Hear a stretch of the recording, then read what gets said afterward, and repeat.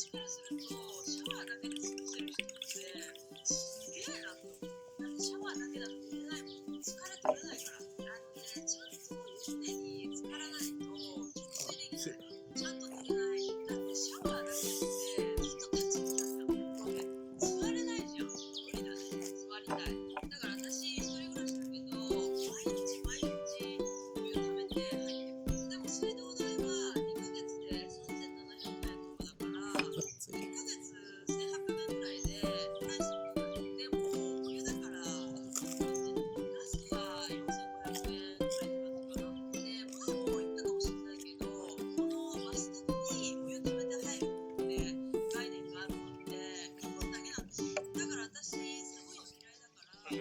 結構高いですけど、はい。で、このカーペットのところに、そうですね、ベージュとか置いて、ちょっと最近、はい。そして、ここはワンちゃんの窓ですね。はい、ここで外でね、はい、みんなを眺めるわけですね。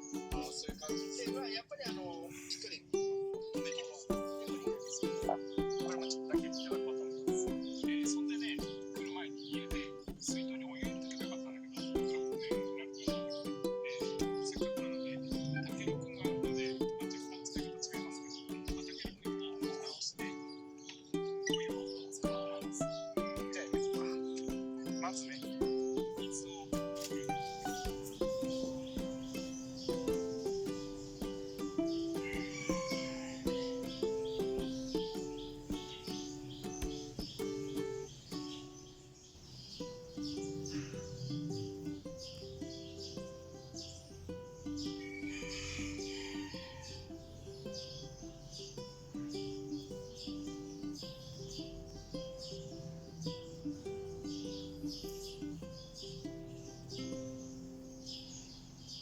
ペタ。